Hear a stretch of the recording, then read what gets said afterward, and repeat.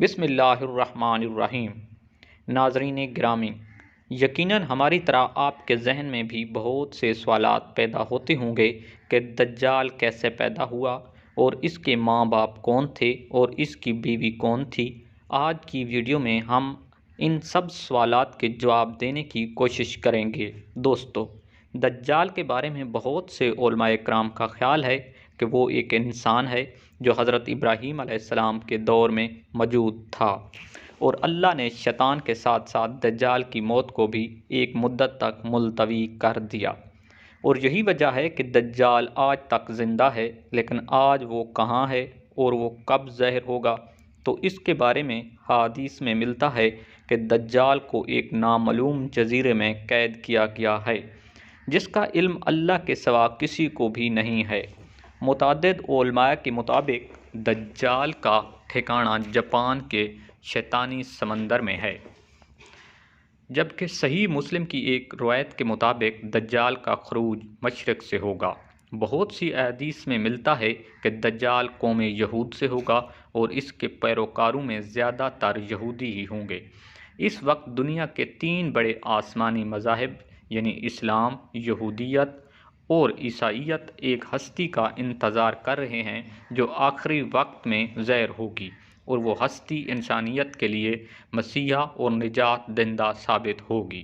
ناظرین، اگر آپ عیسائیت کی لوک داستانوں کو سنیں تو ان میں دجال کا ذکر کچھ اس طرح سے ملتا ہے کہ دجال ایک ایسے گھر میں پیدا ہوگا جس گھر کے رہنے والے انتہائی نیک اور ایماندار ہوں گے۔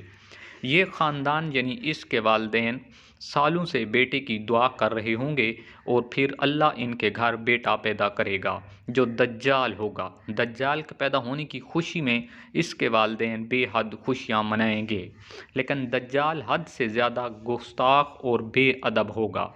پیارے دوستو، یہودی دجال کو اپنا مسیحا یعنی اپنا مسیحا قرار دیتے ہیں۔ آج کے دور میں یہودیوں کے مطابق ان کا مسیحا یعنی نجات دہندہ یہودی النسل ہوگا۔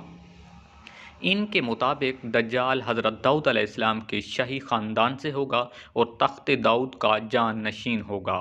وہ انسانی نسل سے گوشت پوشت کا ایک انسان ہوگا اور عام انسانوں کی طرح پرورش پائے گا، لیکن وہ غیر معمولی اور بہت سی پراسرار طاقتوں کا حامل ہوگا۔ یہودی علماء کے مطابق وقت مقررہ سے پہلے خود دجال کو بھی علم نہیں ہوگا کہ وہ یہودی قوم کا نجات دہندہ اور خدا کا منتخب کردہ ہے۔ خدا اس کی آمد کے وقت اس کو اس کا مقام بتا دے گا، تب وہ یہودیوں کا نجات دہندہ بن کر انتہائی حیرت انگیز قوتوں کے ساتھ سامنے آئے گا۔ وہ عظیم نجات دہندہ، عظیم رہنما، عظیم سپہ سالار، عظیم جج، عظیم عالم دین اور نسل انسانی کا انتہائی باکمال اور عظیم ترین بادشاہ ہوگا۔ اس کی ذہانت انتہا درجے کی ہوگی۔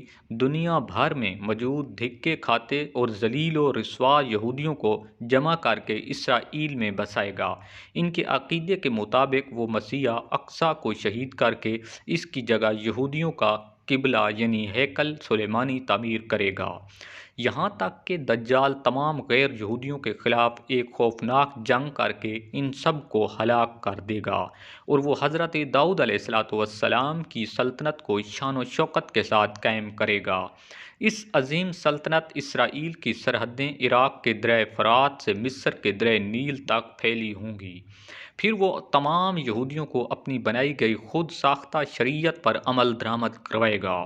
خواتین و حضرات، یہودیوں کی کتابوں میں درج ہیں کہ خدا نے دنیا کی بادشاہت کو صرف حضرت داؤد علیہ السلام کی نسل یعنی یہودیوں کے لیے مخصوص کر رکھا ہے، لہٰذا ان کا ماننا ہے کہ دجال ایک عظیم پیغمبر ہوگا، لیکن حضرت موسیٰ علیہ السلام سے کم عظیم ہوگا، اور حضرت موسیٰ علیہ السلام جیسا تو کوئی پیغمبر بھی نہیں ہو سکتا۔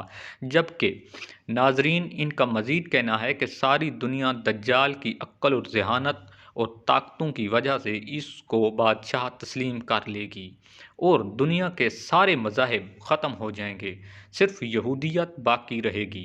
غیر یہودی کبھی یہودی نہیں بنیں گے، اور نہ ہی ان کو یہودی مذہب اختیار کرنے دیا جائے گا، البتہ وہ سب ہلاک کر دیے جائیں گے۔ یہودیوں کے مطابق دجال انتہائی خوبصورت اور نوجوان شخص ہوگا۔ دوستو، اب آپ کو واضح ہو چکا ہوگا کہ یہودی دجال کے بارے میں کیا سوچتے ہیں۔ ہمارے پیارے آقا حضرت محمد مصطفیٰ صلی اللہ علیہ وآلہ وسلم نے 1400 سال پہلے ہی بتا دیا تھا کہ یہودی دجال کو اس کی طاقتوں کی وجہ سے نہیں اپنے آقا اور رہنما مان لیں گے۔ اب پتہ چلتا ہے کہ وہ ایسا کیوں کریں گے۔ لہٰذا آج دنیا میں جتنی بھی بد امنی ہے وہ یہودیوں کی جانب سے ہے، اس لیے پھیلائی جا چکی ہے اور پھیلائی جا رہی ہے کہ وہ جلد از جلد اپنے مسیح کو دنیا پر حکمران دیکھنا چاہتے ہیں۔ اسرائیل کا ایک قیام بھی دجال کے استقبال کی پہلی باقاعدہ تیاری کی وجہ سے ہے۔ دوستو، جیسا کہ آپ نے سنا کہ یہودی دجال کو ایک خوبصورت اور خوبرو نوجوان مانتے ہیں، لیکن اسلام کے نزدیک دجال ایک بدصورت اور کانا شخص ہوگا۔ اس کے بارے میں ایسے گھنگریالے ہوں گے، اس کے بال ایسے گھنگریالے ہوں گے جیسے اس کے سر سے سانپ لٹک رہے ہوں۔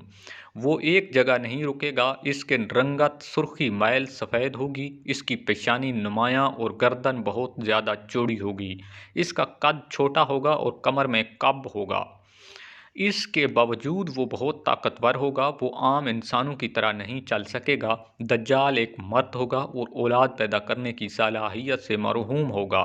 اس کی پیشانی پر دونوں آنکھوں کے بیچ کافر یا کافرے لکھا ہوگا۔ دوستو، بہت سی روایات میں دجال کے والدین کا ذکر ملتا ہے، جن کے مطابق ان کے پاس 30 سال تک کوئی اولاد نہ ہوگی، پھر اللہ تعالیٰ بیٹا پیدا کرے گا جو اصل میں دجال ہوگا، لیکن یہ تمام روایات سند کی کمزوری کی وجہ سے پائے ثبوت تک نہیں پہنچ پاتی۔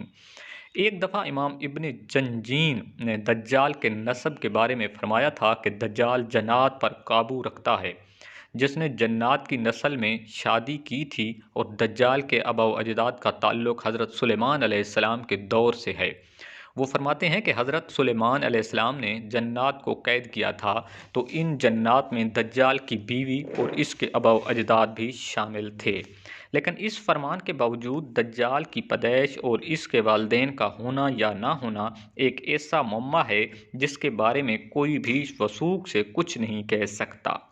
ناظرین گرامی، پاکستان کے ایک معروف اسلامی اسکالر کے ایک آرٹیکل کے مطابق دجال کی پیدائش اس وقت ہو گئی تھی جب زمین پر جنات کی حکومت تھی۔